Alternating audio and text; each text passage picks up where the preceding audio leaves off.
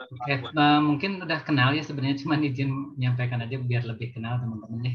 Riwayat pendidikan saya dulu dari Akper ya, di Akper Polri Jakarta, kemudian SKP dapat dari Stikes Binawan Jakarta tahun 2005, kemudian kuliah lagi S1 di sana ya di Sydney Australia untuk dapat RN sebenarnya di University of Technology tahun 2007, kemudian kuliah S2 di Australia masih, tapi beda universitas ya.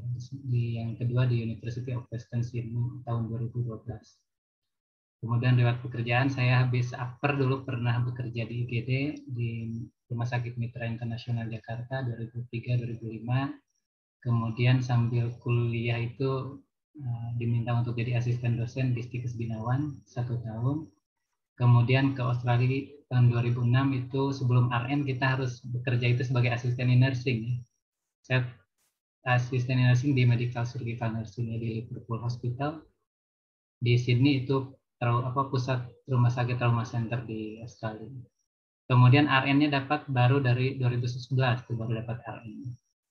Kemudian setelah RN saya tetap di Liverpool Hospital kerjanya di penyakit dalam ya, upper GI sama gastroenterology ward tahun 2011 sampai 2015, kemudian 2015 pulang ke Indonesia. Saya kerja di dulu Stikes ya, sekarang udah namanya Fakultas Ilmu Teknologi Kesehatan Universitas Dina Ahmad Yani Cimahi 2015 sampai sekarang, dan dari 2020 jadi CIR KMB di Santosa Hospital Bandung Sentral. Itu ya. Kemudian kita tadi sebenarnya udah disampaikan sama Bu Uji ya terkait dengan bagaimana sih komunikasi. Mungkin nanti kalau yang agak kurang-kurang akan saya skip ya. Tapi ini penting teman-teman ya. Jadi di perawat itu komunikasi ada sesuatu skill yang perlu dilatih. Jadi bagaimana, bayangkan aja teman-teman kalau seandainya kita sebagai perawat yang tidak pernah ngomong, tidak pernah komunikasi ya, bagaimana ya? Justru nanti mungkin banyak kasus ya dari akibat komunikasi ini sendiri. Tahun 2004 sampai 2019 ya, Joint Commission International itu menemukan ya kasus-kasus yang menyebabkan 59% meninggal, 9,1% kehilangan fungsi ya, dan 31% kecacatan.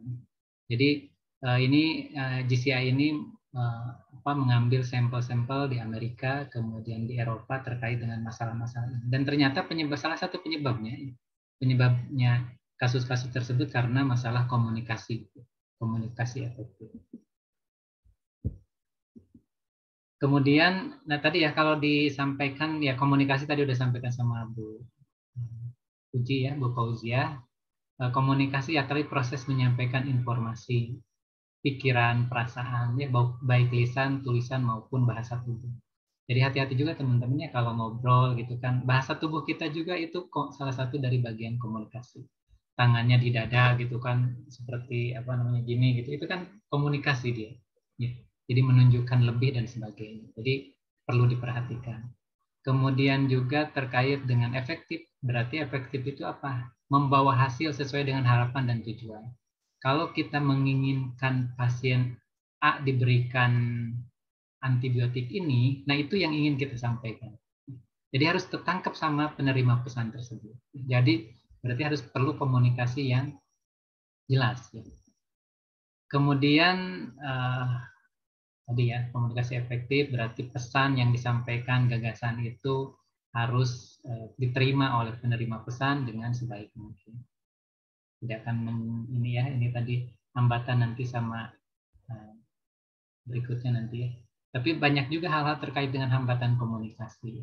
Bagaimana nih kalau kita fokus antara tenaga kesehatan dengan pasien. Itu pasti ada kendala-kendala kalau kita tidak belajar atau kita tidak memfokuskan terkait dengan pentingnya komunikasi. Apalagi pesan yang disampaikan tidak jelas, itu juga hambatan. Apalagi sekarang teman-teman bayangkan, teman-teman sekarang itu kan kita pakai masker, tuh double masker. Komunikasi mungkin ada barrier juga ya, penghalang antara komunikasi kita dengan pasien. Makanya mungkin harus lebih jelas, suaranya agak lebih dikuatkan ya, louder gitu kan, agar si pasien atau keluarga lebih terdengar. Karena kita dihalangin dengan masker ya.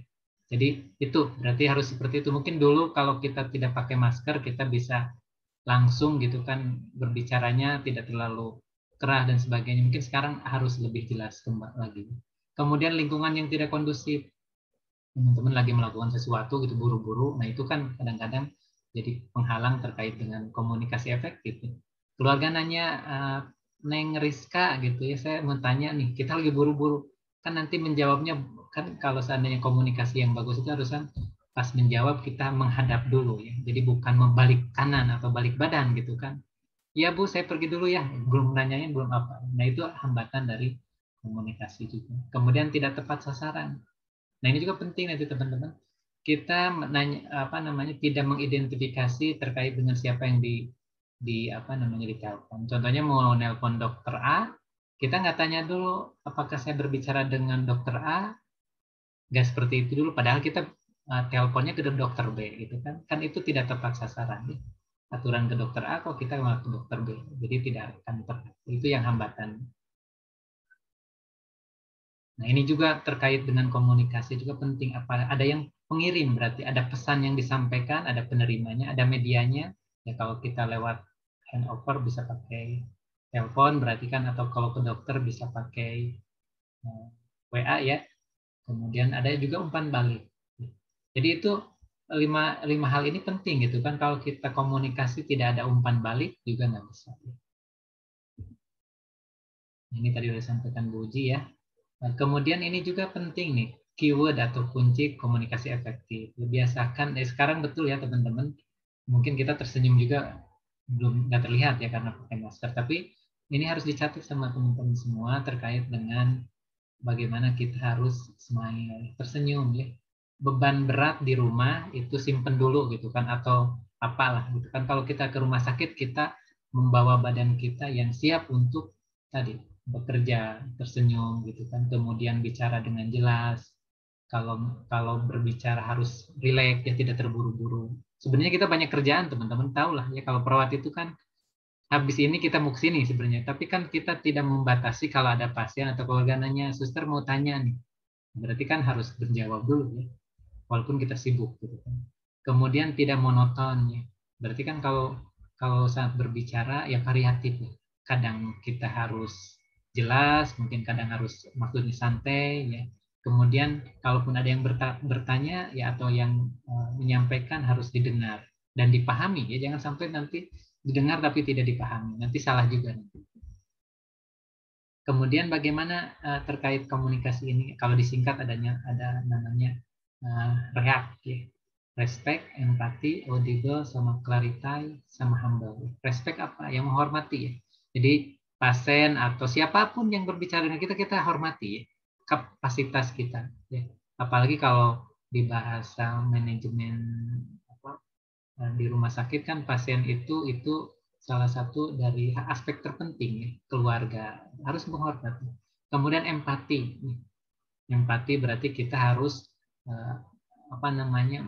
tahu terkait dengan perasaan pasien. Contohnya atau keluarga menyampaikan kondisi keluarganya. Masa kita sambil ketawa-ketawa padahal kondisinya pasiennya atau keluarga menyampaikan kondisi yang sangat berat atau sakit. Berarti kan harus empati ya, tunjukkan mungkin simpati kita gitu kan. Kemudian audible ya. Audible apa? Audible itu harus terdengar ya. Jadi suara kita pas menyampaikan sesuatu harus terdengar sama mereka. Ya, pastikan. Kemudian clarify berarti harus jelas. Jadi kalau menyampaikan sesuatu harus jelas. Ibu, obat ini dimakannya setelah makan siang. Jelas Ibu? Jelas.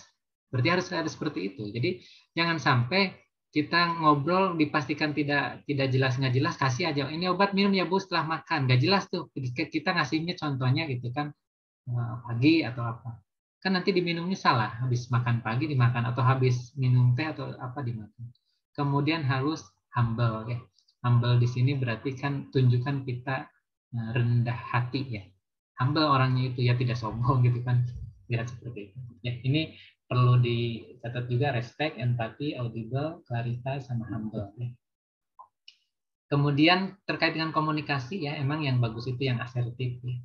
bagaimana kita menyampaikan sesuatu itu fokus, kemudian kita menghargai pasien atau keluarga yang menyampaikan sesuatu, ya, kemudian dengan suara yang tidak terlalu tinggi atau tidak terlalu rendah, itu asertif. Jadi ini benar-benar menggunakan perasaan ya kalau asertif itu. Kalau agresif kan ya teman-teman tahu lah, agresif berarti kan kayak marah. Ini minum sekarang ya Bu ya gitu kan, atau apa gitu. Atau pasif gitu malah nggak berbicara sama sekali. Gitu. Komunikasi bagus yang asertif. Kemudian juga itu akan tergantung juga teman-teman nih kemampuan komunikasinya, kepercayaan kita, karakteristik suatu daerah kan berbeda ya. Tapi kita tahu ya, kemudian perilaku, perasaan, isyarat, ya, mekanisme dalam memecahkan masalah itu juga penting ya. Apakah terlalu cepat nggak teman-teman nih suara saya menyampaikan? Tidak. Cukup. Cukup Pak. Oke, kemudian ini salah satu teknik yang aplikatifnya teman-teman ya. Masuk kita terkait dengan komunikasi SBAR ya. Teman-teman tahu SBAR?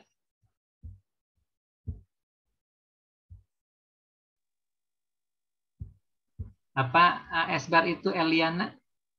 Situation Background Assessment Rekomendasi. Oke Pak Hendra, terima kasih Pak Hendra. Ulangi lagi Hendra, mangga.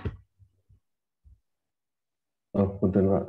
Situation Background Assessment Rekomendasi, konfirmasi ulang. Oke, TBAK ya. Laporan tulis, gitulah Pak. baca, betul. Ya. Tulis salah teman-teman hanya merefresh sebenarnya ya. Teman-teman mungkin sudah biasa apalagi PJ gitu ya. Ini hanya menyampaikan kemudian merefresh dan diharapkan nanti teman-teman melakukan sesuai dengan ada SPO-nya juga kan ya di SKBC. Nah, ini salah satu teknik komunikasi yang efektif ya antara petugas kesehatan. Kalau ini sebenarnya SBAR ini dulu dipakai oleh Angkatan Laut di Amerika. Awal-awalnya ya teman-teman. Kenapa? Karena mereka harus fokuskan berbicara itu jelas, kemudian sederhana, mudah ditangkap, dan juga clear gitu kan. Nah itu SBAR dipakai. Kemudian dikembangkan melihat tersebut mulai diambil oleh fasilitas kesehatan ya di Inggris ya, dikembangkan sekali di Inggris terkait dengan komunikasi SBAR ini ya, Situation Background Assessment Recommendation.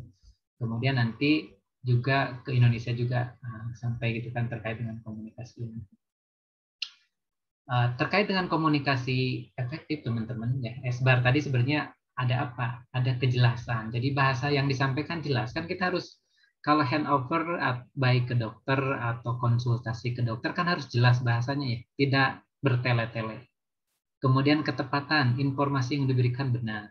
Konteksnya seperti apa, keadaan dan lingkungan. Berarti konteks yang kita sampaikan kalau pasien A berarti pasien A fokusnya. Alur, sistematika yang jelas. Alur di sini berarti tadi urutannya seperti apa ya. Pakai S, kemudian B, kemudian A, kemudian R.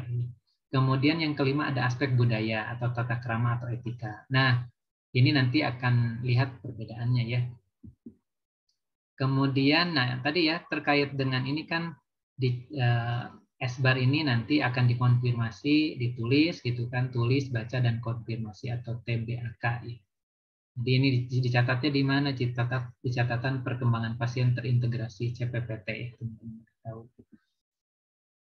Nah ini yang terkait dengan SBAR tadi ya, Situation Background Assessment Recommendation. Nah, ini ditulis di catatan perkembangan terintegrasi CPPT atau di status pasien ini. Nah ini hanya menambahkan teman-teman ya. Di Australia ya, kalau di kita juga kan SBAR ada ya di Senar ya, akreditasi rumah sakit mereka pakai SBAR, tapi aplikasi di lapangan mungkin masih ada tekniknya SBAR tapi masih belum dilakukan secara detail atau masing-masing rumah. Jadi kita belum secara standar nasional wajib pakai itu ya. Kalau di Australia itu ditambahkan dengan I-nya introduction. Ini pengembangan sebenarnya dari SBAR. Jadi apa? Jadi karena apa? Dari hasil penelitian yang dilakukan di Australia khususnya ya, bahwa ya kalau di S-bar itu mereka suka lupa mengintroduce ya, memperkenalkan diri. Contohnya saya Lutfi dari Sapir Timur, gitu kan? Itu terlupa disampaikan, dok. Langsung aja dok, saya mau menyampaikan pasien saya dengan kondisi seperti ini, kemudian tadi udah ditensi gini, EKG-nya seperti ini, mohon mohon advice-nya, gitu kan? Seperti itu ya. Nah lupa siapa sih yang nelpon itu? Gitu kan teman-teman bilang kan pas saya kepake WA, ya kan WA itu tidak, apalagi WA satu ruangan. Apakah yakin dokternya tahu siapa yang WA gitu ya? Berarti kan tetap, makanya ini kalau di Australia ditambahkan I, ya, mengingatkan, harus mengenalkan diri, bukan langsung telepon. Ya, ini kemudian di sana dipegang dipakai secara nasional ya. Kalau di sana itu tiap rumah sakit sama. Jadi kalau dari SHBC ke RSAS ya sama. Di Australia itu isbar, jadi tidak ada perbedaan. Jadi mereka satu sama lain sama seperti itu. Kemudian untuk seluruh kalangan profesional, jadi bukan hanya perawat dokter, bukan hanya perawat farmasi, tapi semua ya, baik perawat ke ke admin dan sebagainya, semuanya pakai isbar. Kemudian dikembangkan lagi jadi sisbar, ini pengembangan dari S-bar dan isbar. Ini di Indonesia mulai dikembangkan ya. Nah, saya sendiri yang meneliti terkait ini sebenarnya. Kenapa pakai S? Nah, tadi ini ada budaya tadi teman-temannya kan ada aspek budaya. Di budaya di Indonesia khususnya dikenalkan terkait dengan salam ya. Salam itu kan kalau yang muslim bisa assalamualaikum gitu kan. Kalau yang bisa pakai selamat pagi atau juga selamat siang, selamat malam dan sebagainya. Jadi itu ditambahkan S ya, aspek ketimurannya. Tadi kita ingat ya, jadi terkait dengan masalah budaya ya. Nah ini ya, jadi itu dengan menambahkan aspek budaya pada salam tersebut. Kemudian S ya, tadi kita kembali lagi teman-teman ke S-bar ya, yang bisa di SHBC kan S-bar ya. Nah S-bar itu apa? Ya, situation sebenarnya ada di item-item S-bar itu memperkenalkan diri. Di S-nya itu harus ada memperkenalkan diri itemnya itu. Cuman kadang-kadang lupa tadi karena kita mikir S kan ST situation, jadi langsung nih menyebutkan situasi terkini gitu kan, melaporkan atau handover itu, lupa memperkenalkan diri, nama dari mana, sebagai apa gitu ya. Nah ini S itu memperkenalkan diri dengan melaporkan kondisi terkini yang terjadi pada pasien. Diagnosa, rencana perawatan, keinginan, dan kebutuhan. Nanti kita lihat contoh dan yang lain. Nah ini terkait dengan contohnya nih ya. Contoh dari, saya itu screen-nya ke ini. Contoh kasusnya nih ya. Berarti kita mau memberikan situasi seperti apa. Ini ada sebenarnya ya. Selamat pagi. Mungkin ini dari IGD saya, siapa namanya, Asep, perawat ruang, bukan IGD, berarti perawat ruang Lavender. Saya melaporkan pasien Tuan S, pasien baru dari IGD, tanggal masuk ya, pukul 7.30 atas nama Tuan S, umur 48 tahun dengan diagnosa appendicitis ya.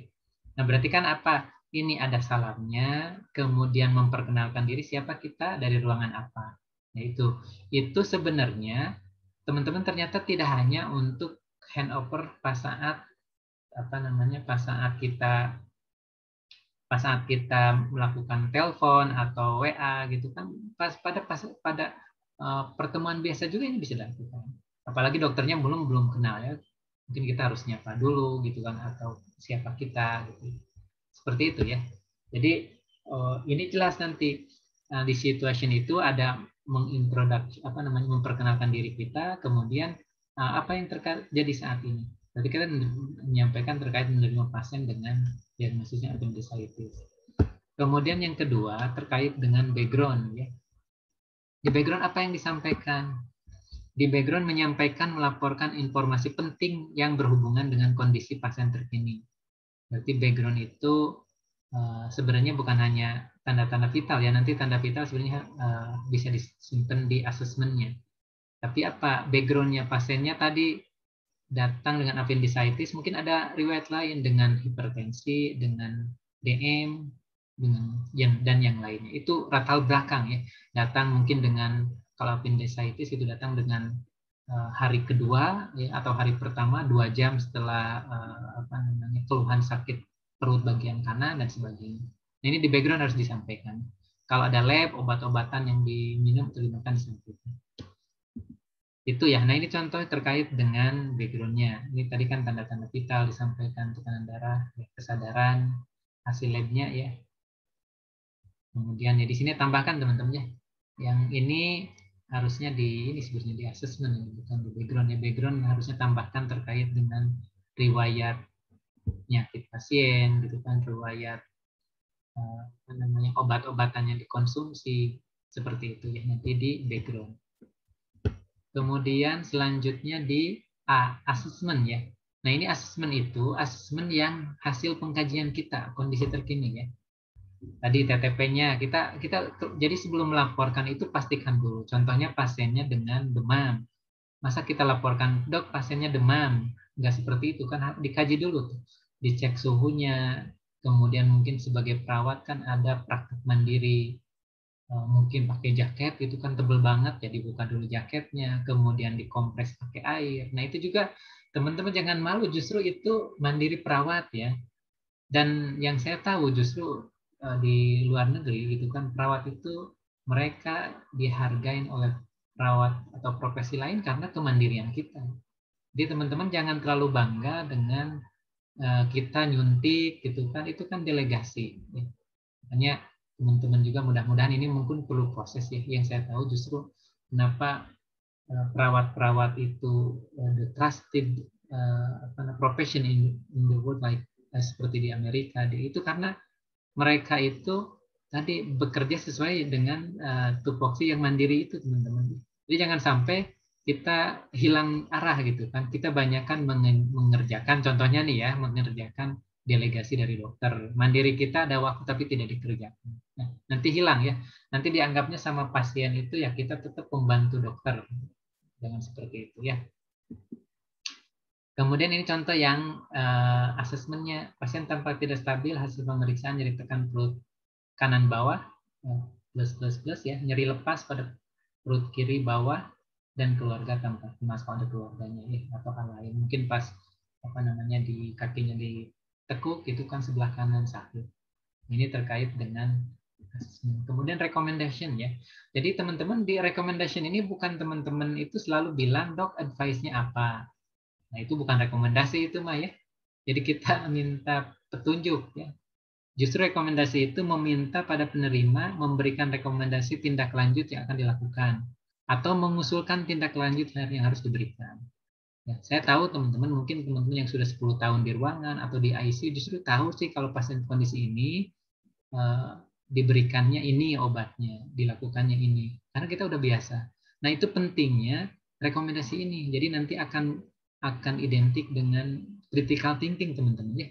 Teman-teman jangan hanya apalagi pendidikan kita juga udah lanjut ya, bukan hanya D3, ada S1, nanti ada S2, ada S3 juga perawat. Nah, itu penting terkait dengan critical thinking kita.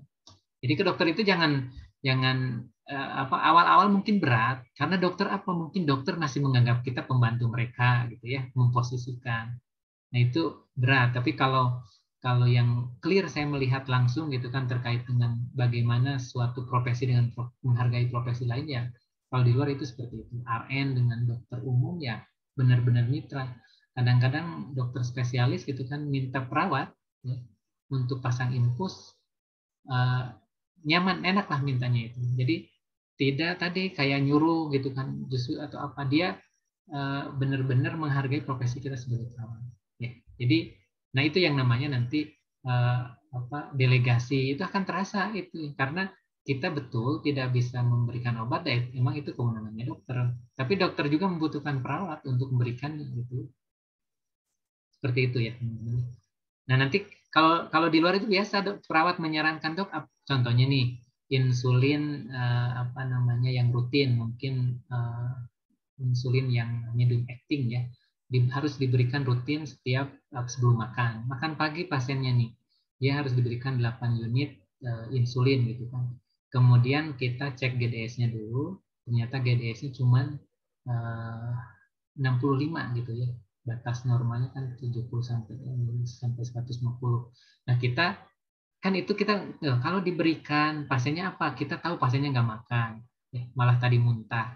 Apakah teman-teman apa namanya tetap gitu kan nggak mikir nggak memberikan nggak apa-apa dari instruksi dokter, nggak kan, nggak seperti itu. Kita berpikir tuh kalau seandainya diberikan langsung ya mungkin nanti apa pasiennya hipo, itu juga bermasalah nanti. Berarti kan ke dokter tetap harus laporan karena ada kewenangan yang bukan kita harus dilaporkan. Telepon dokternya, tapi kan kita bisa merekomendasikan, dok pasiennya tadi tidak makan, ini ada rutin nih insulin apa namanya 8 unit setelah makan, tapi pasiennya tidak makan, tadi muntah, kemudian GDS-nya sekarang cuma 6,5, 65, sorry bukan 65. Apakah perlu di withhold atau di pending dulu untuk saat ini atau seperti apa, dok? Sebenarnya kita tahu itu harusnya kalau menurut kita itu pending aja gitu ya.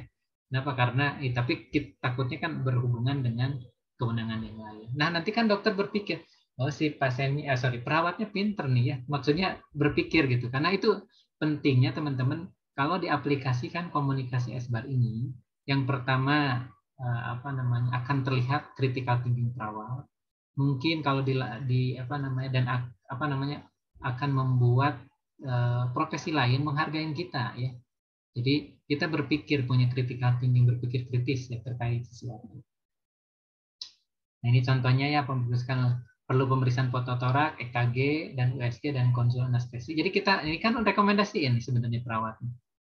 Perlu pemeriksaan lain nggak, dok nih? Fototorak, EKG, USG, konsul anestesi. Atau ada pemeriksaan lain. Jadi kita selain merekomendasikan atau boleh tadi kan awal-awal mungkin ada tambahan advice lain, dok, dan sebagainya. Jadi bukan selalu teman-teman teh bilang, dok advice-nya apa gitu kan. Ya, itu bukan rekomendasi. Kita nggak rekomendasiin itu. Kita minta diberikan tugas apa gitu kan, seperti itu. Nah, kemudian kan kalaupun dalam konsultasi ya atau ke dokter gitu kan, nanti kan harus ada cap terkait dengan cap hasil koordinasi tersebut ya. Di rumah sakit ada teman-teman PJ udah tahu dia dicap. Nah, jangan lupa teman-teman nih tanggal, jam, nama gitu kan, penerima perintah siapa diisi ya, ditandatangani. Kemudian ingatkan dokternya ya, 1x24 jam kan ya. Mereka harus. Jadi kewajiban kita tetap teman-teman, dokternya jarang Pak, boro-boro datang itu gitu kan, nggak pernah ditandatanganin. Nah, berarti kan tetap kewajiban kita kan nggak seperti itu ya. Nanti kalaupun tetap itu kan didokumentasikan sama kita ya. Berarti dia tidak menandatangani dan sebagainya gitu. Tapi diingatkan ya, tetap kewajibannya diingatkan. Kenapa? Karena harus ada legalitas nanti ya. Kalau pas apa namanya, kalau tidak seperti itu nanti kalau ada sesuatu hal ternyata harus di pengadilan dan sebagainya, dokternya tidak tanda tangan gitu ya. Nah, ini ya perintahnya, informasi dan sebagainya. Pemerintahan lisannya itu harus yang apa, yang kalau dari telepon gitu harus diverifikasi dan dikonfirmasi menggunakan ya, tulis, baca, konfirmasi. Berarti kita tulis ya. Contoh obatnya berikan insulin 8 unit 8 unit setelah makan siang atau pos makan siang. Berarti kan ditulis sama kita. Kemudian dibaca ulang, dok, izin nanti untuk Tuan A diberikan insulin 8 unit setelah makan siang. Begitu, dok? Iya, berarti kan konfirmasi dokternya. Jadi tungguin harus betul-betul dikonfirmasi ya. Sampai kita dibaca doang dibilang. Jadi ya-nya harus kedengeran dokter. Iya, seperti itu. Oke, itu teman-teman. Oke, saya akan terkait dengan contoh komunikasinya ya. Ini contoh teman-teman ya, kalau di ruangan sudah sering, ini hanya contoh gitu kan. Sebelum ke sana mau ada yang didiskusikan dulu nggak? Ada yang ditanyakan? Kalau ada silakan. Saya sambil buka dulu.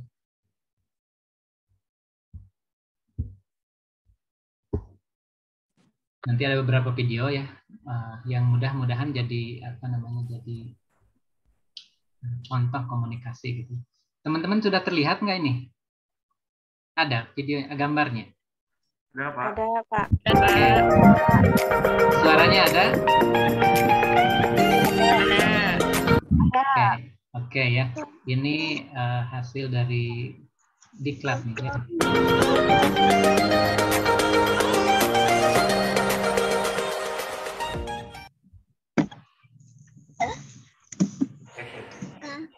Assalamualaikum warahmatullahi wabarakatuh. Nama saya Asep Badrul Jamaluddin. Saya CI Area KMB Rumah Sakit Santosa Hospital Bandung SHBC. Saya akan menjelaskan terkait dengan komunikasi sisbar.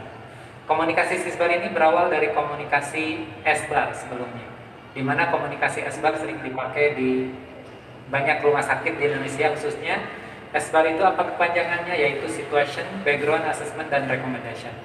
Kemudian dikembangkan ya, di Australia khususnya, ya, di sana udah menjadi standar komunikasi nasional, yaitu ISBAR namanya. ISBAR itu Introduction, Situation, Background, Assessment, dan Recommendation. Ini kenapa ditambahkan? Karena seringnya perawat khususnya terkait dengan handover sering lupa memperkenalkan diri sebelum melakukan handover, sehingga ditambahkan Introduction. Kemudian yang saya akan kembangkan di sini yaitu SISBAR. Ya, ada tambahan S, yaitu S-nya salam. Salam di sini bukan hanya assalamualaikum, tapi juga salam yang lain, bisa selamat pagi, selamat siang, selamat malam, dan juga selamat sore. Di sana bisa ditambahkan terkait dengan ini.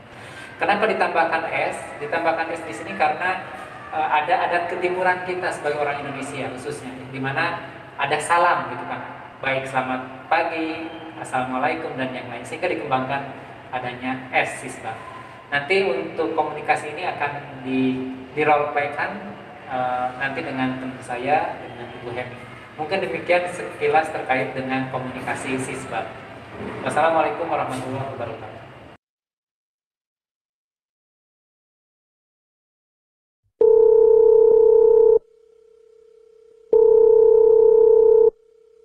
Assalamualaikum Dr. Hemi. Iya, waalaikumsalam. Saya Asep Badrul Jamaluddin, perawat ruang Topas yang merawat Tuan Agus. Saya akan melaporkan terkait dengan Pak Agus kepada Dr. Hemi. Ya, oke. Saya menelpon karena pasien saya muntah, Dok, dan kondisi pasien stabil tapi mengkhawatirkan karena muntah terus. Pasien masuk ke ruang Topas 1 hari yang lalu dengan diagnosa medisnya apa ya? Diagnosa medisnya vertigo, Dok. Obat yang diberikan baru paracetamol 500 mg TDS, tidak terpasang infus dan tidak ada alergi obat. Hasil asesmen, Dok, saat ini tekanan darah 130/90, suhu 37,5, nadi 90 kali per menit, napas 24 kali per menit. Pasien belum dilakukan pemeriksaan penunjang lainnya. Dari hasil analisis kondisi pasien berisiko dehidrasi dan kekurangan cairan. Saat ini pasien mungkin membutuhkan terapi cairan, Dok, karena tidak terpasang infus. Apakah sebaiknya kita pasang infus saja dengan NaCl atau ada terapi lainnya, Dok? Mohon saran dan petunjuknya. Iya, kasih aja infus NaCl 0,9% untuk 8 jam, terus kasih ondansetron 1 ampul IV, dan lanjut monitor intake output dan cek darah lengkap. Oke, siap, Dok. Saya ulang kembali, Dok, advice-nya. Berikan cairan NaCl 0,9% untuk 8 jam. Berikan obat ondansetron 1 ampul IV. Monitor intake dan output dan cek darah lengkap. Itu aja, Dok? Ya, itu aja. Nanti saya ke ruangan siangan ya. Oke, siap, Dok. Saya tulis di CPPT, Dok. Nanti jangan lupa untuk tanda tangan ya, Dok, di lembar order dokter, Dok. Terima kasih banyak, Dok. Assalamualaikum. Waalaikumsalam.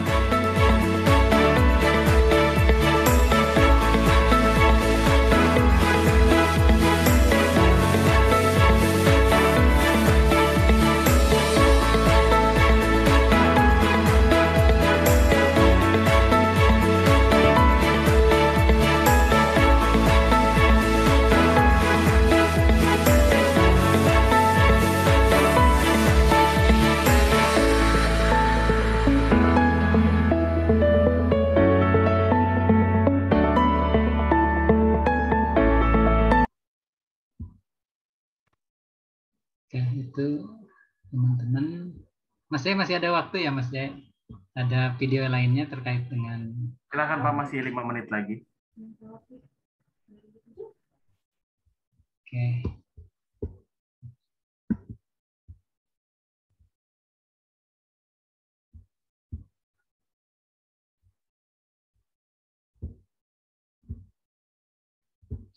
Ini ada video lagi teman-teman ya. Jadi ini dokter sebenarnya sih kasusnya, cuman bayangkanlah malam-malam nelpon gitu kan, kondisi kasus apa namanya, kita tadi ya tidak memperkenalkan diri, kita langsung ngomong gitu kan kebutuhan sebagainya. Nah seperti ini. Mohon maaf ini bahasa Inggris ya. Nah kalau di Australia ya makanya mereka perlu introduction.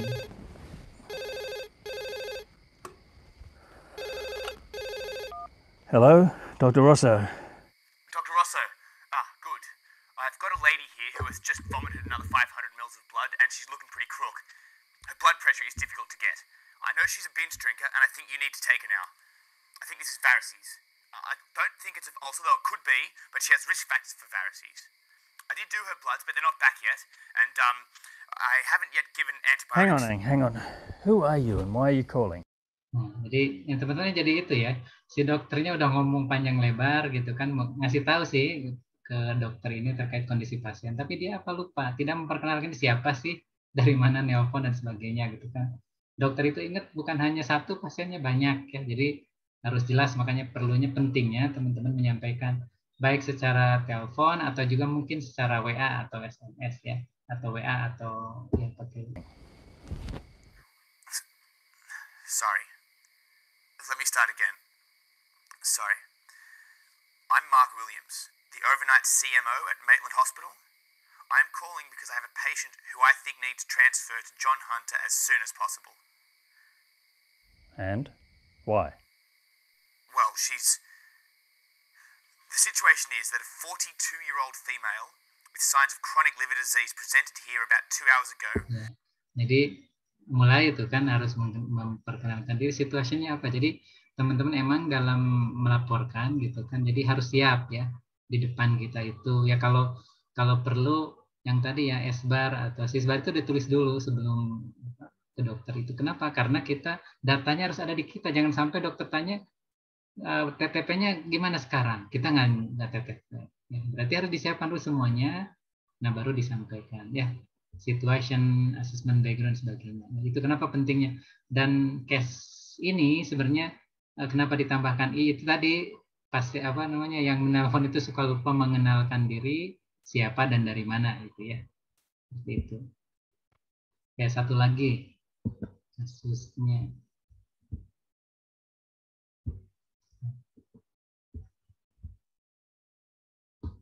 Satu lagi yang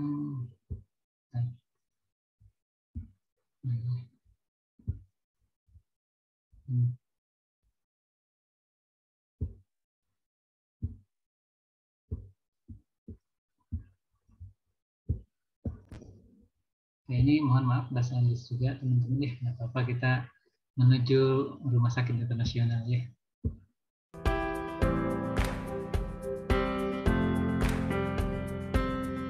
Ini ISBAR ya. Sebenarnya poin-poin item-itemnya sama dengan ISBAR teman-teman ya. Cuman ini ditambahkan aja ditulisin ISBAR introduction. What is this form you're filling out? It's an ISBAR form. It's a template that you can fill out when you're giving clinical handover or if you're contacting a doctor or another health professional to hand over patient information. Well, if you already know the patient, why do you have to write it out on a form as well? Well, it's a structured approach that allows you to deliver clear and concise information to the person that you're talking to. Okay. Nah, ditanya terkait dengan apa sih yang dipilih, yang dituliskan tadi ISBAR katanya. Kenapa teman-teman ditulis? Kalau di sana biasanya ditulis dulu, kenapa? Untuk memberikan kejelasan nanti saat menyampaikan. Ini kan kita kalau di wang-wang gitu ya teman-teman, kalau nggak ditulis nanti kemana-mana ya, kita ingat SBAR tapi nanti kemana-mana pas kita sampaikan. Jadi tulis I-nya apa, S-nya apa, B assessment recommendation-nya apa. Okay, I'm just going to ring Dr. Smith because dia mau I'm concerned nelpon that sekarang. Jenny's Mereka tuh udah disiapin ya. last ad score was Ada 4. template-nya dia So, tulisin. as per the protocol here, I need to let the doctor know.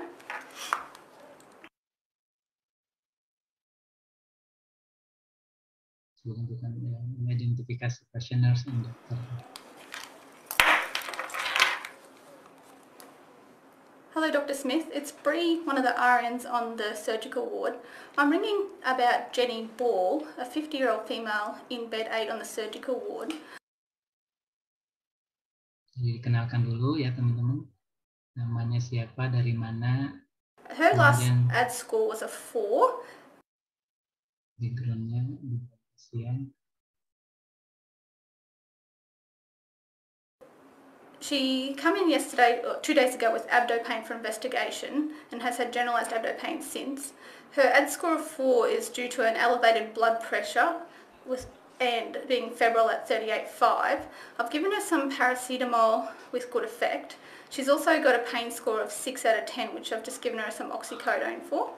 She had bloods taken this morning and she's due for an ultrasound at 4:30 this afternoon. Requesting external profession safety. Can you please come and review her within 30 minutes as per the escalation process on the QADS form, please? Thanks. See you soon. Oke, cukup ya. Jadi itu teman-teman terkait dengan bagaimana tuh komunikasi. Ya kalau awal-awal saya kira nggak apa-apa teman-teman tulis ya. Kalau handover atau konsultasi ke dokter. Cuman memang kalau di sana itu clear terkait dengan ada namanya clinical pathway ya. Jadi dokter itu harus lihat dalam waktu 30 menit kalau TTP-nya seperti ini. Memang kalau di kita masih belum kali ya. Di kita masih susah ya. Tapi kalau advance atau di rumah sakit di luar itu udah seperti itu. Jadi tahulah 30 menit harus dilihat, 15 menit harus dilihat. Nah itu kalau tidak nanti bisa eskalasi ya atau ditingkatkan asalnya clinical review bisa jadi sampai ke tahap lebih lanjut ya. Seperti itu teman-teman yang bisa saya sampaikan. Sebelum selesai lupa nih tugasnya ya. Nanti ininya dikasih nanti ke diklat ya, sehingga nanti bisa diberikan ke teman-teman. Nanti untuk penugasannya teman-teman nih. Tadi kan video ya udah sama Bu Uji. Kalau yang di ini, teman-teman buat skrip atau narasi ya, terkait penggunaan SBAR di unit masing-masing dengan fokus pada item-item dalam komunikasi SBAR. Berarti apa itemnya tadi? Harus ada introduction, kemudian situasinya seperti apa, kemudian background-nya seperti apa, assessment, rekomendasi. Itu kasusnya apa? Tiap perawat melaporkan pasien dalam asuhannya kepada DPJP untuk diagnosa penyakit sesuai dengan unit masing-masing. Beda ya nanti tiap orang, walaupun satu unit. Dibuat dengan ketentuan berbeda tiap orang dan unit dalam Word ya. Tulisan berarti ya teman-teman, tulisan Word 12 PT ya, ada dengan Times New Roman. Maksimal 2 halaman, jangan lebih ya. Dikumpulkan nanti ke diklat untuk waktu dan jamnya nanti mungkin diklat yang menyampaikan. Mungkin itu teman-teman, terima kasih banyak. Kalau ada yang mau didiskusikan dulu silahkan Mangga. Terima kasih banyak Pak Asep. Silahkan mungkin teman-teman ada yang mau ditanyakan terkait materi ataupun penugasan. Silahkan. Jadi tadi membuat skrip atau narasi ya, seperti tadi contohnya yang sudah dirolplaykan sama Pak Asep, itu dilihat S-nya seperti apa, B-nya mengenai SBAR-nya itu seperti apa, nanti silahkan dibuat, atau yang sisbar Pak, yang dibuat ininya Pak. Sebenarnya Pak Jaya di SBAR itu juga isinya sisbar, jadi ada salam, ya, Pak, ya? Betul ya, ada salam, ada introduction. Cuman kalau langsung ke sisbar, takutnya teman-teman kan sudah terpapar SBAR ya di SABC. Cuman poinnya sebenarnya sama, ada salam, ya? Ada introduction.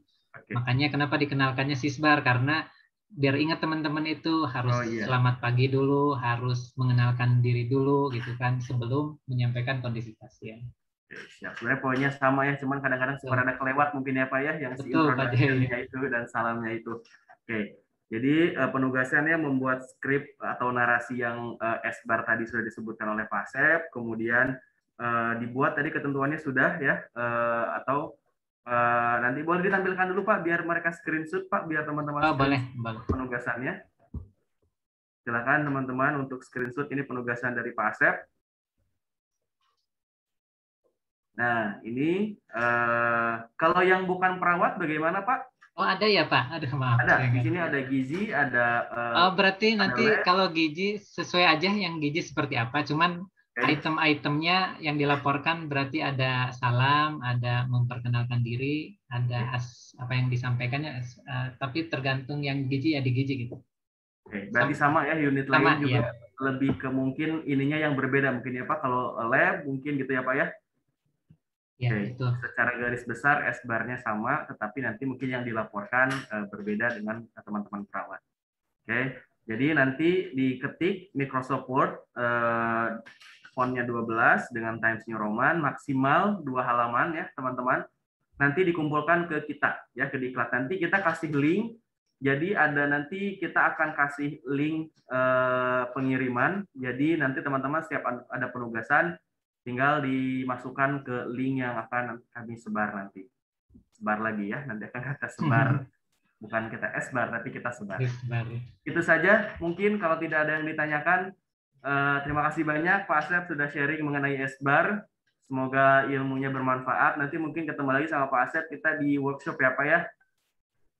Ya, Pak Jai, insya Allah. Untuk penugasan Pak Asep, nanti ini Pak Asep dan Bu Jui sebetulnya, atau nanti Bu Jui ada tambahan, ini nanti penugasannya paling lambat dikirimkan jam 5:30 sore, jadi masih cukup, waktunya masih cukup lama, bisa dikerjakan nanti ketika sudah selesai kelas. Yang jelas penugasan tentang S-bar ini nanti akan berakhir di jam 5:30 sore. Ya, itu saja. Mungkin terima kasih. Kita kasih applause dulu untuk Pak Asep, teman-teman. Ya, terima kasih banyak Pak Jaya dan teman-teman. Salam sehat, semangat terus ya teman-teman. Mudah-mudahan ada sesuatu yang diambil ya. Dan nanti ilmu itu tidak berat dibawa teman-teman. Insya Allah pahamin nanti beda dengan kita punya harta ya, berat dibawa. Kalau ilmu tidak. Pak Jaya terima kasih banyak semuanya. Mungkin Pak Jaya saya izin lab. Silakan Pak Asep, nuhun. Ya, terima kasih banyak. Wassalamualaikum warahmatullahi wabarakatuh. Waalaikumsalam warahmatullahi wabarakatuh. Oke, terima kasih banyak Pak Asep.